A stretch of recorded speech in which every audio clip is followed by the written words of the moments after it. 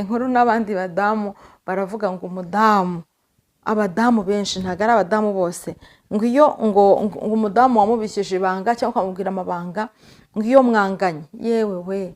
agukubitira mu gafuka gahera kuri ya nkuru azi neza ko yagushegesha ngo akaba ari amena hanze. Ariko reka dutanga urugero no kuri social media, nge sinyankunda gupointinga intoki ku bantu uvuge ngo kanaka, ariko nawe nureba kuri social media hari ibintu ujye uvuga ukavuga utari ko se we kuko wamugana aba bantu ko bajya bavuga ngo babaye inshuti, aba bantu ni inshuti bigize kubaho byibura at least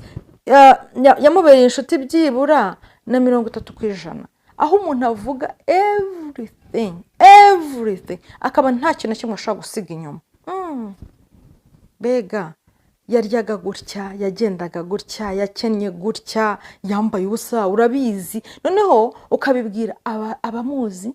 n'abatamuzi mu buryo bwo kumena ibintu byo